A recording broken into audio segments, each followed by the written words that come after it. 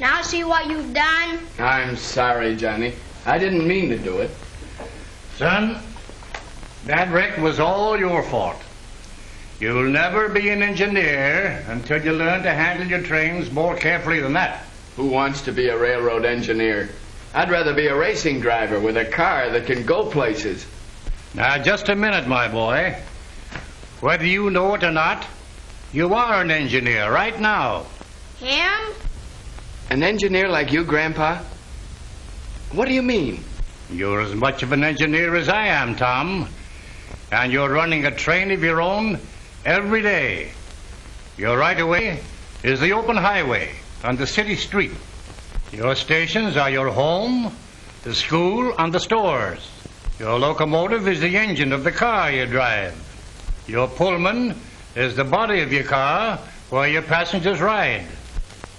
Just like the railroads, you have warning signs to help you make a safe run.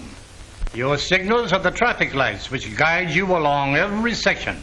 In fact, nearly every railroad safety signal is represented along your way. And of course, the engineer is you. So you see, you are an engineer, though you may not realize it. And because the railroads have set such marvelous records for safety at high speeds, you certainly ought to follow the example of the locomotive engineers. These men drive hundreds of thousands of miles, night and day, summer and winter, year in and year out, making their great safety records. In the last few years, the power and speed of trains have increased tremendously. But the engineers, following the same safety rules they've always observed, have made the railroads safer than ever before.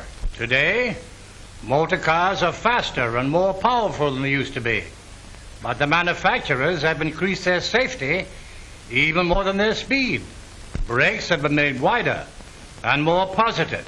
Safer bodies are of solid steel with turret tops.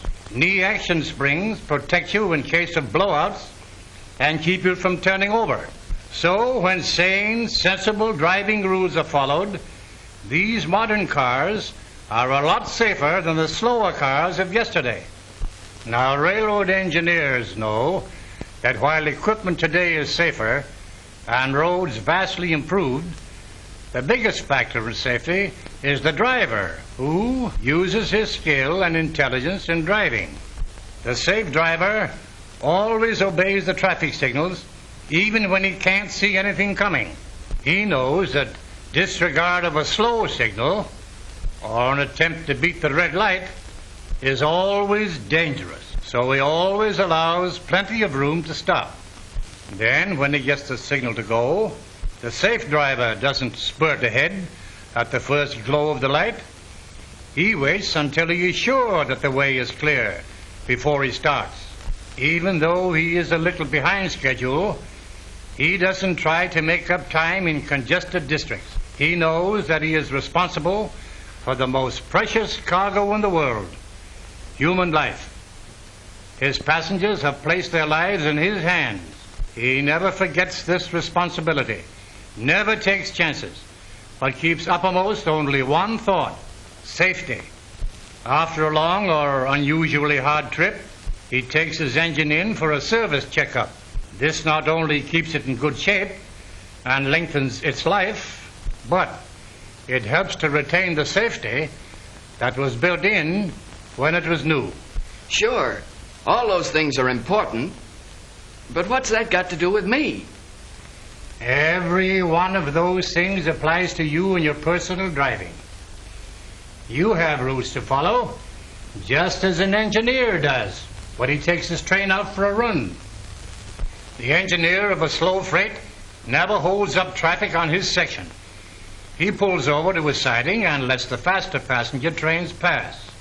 If he has to stop, he gets on the siding so he won't block the right-of-way. On the other hand, an engineer is never given the high ball to start around another train until the right-of-way is clear far enough ahead to give him more than ample time to pass. And of course, no engineer ever crosses another right-of-way without being absolutely certain there are no other trains approaching. Where there are parallel tracks, you never see engineers racing each other to the switch. They observe the courtesies of the road. The engineer knows that every train he passes is handled by an experienced and competent driver. The motorist does not have this advantage, so he must be doubly careful. If all drivers would only stop to think of their responsibility, if they'd only realize that the lives of others are in their hands, if every motorist obeyed the traffic rules like the locomotive engineer, then all drivers would make safety records like the railroads. Gee, Grandpa, I never thought about it that way. But you don't need to worry about my driving anymore. I'm going to run my car like a real engineer. Yeah, and you better be more careful with my trains, too.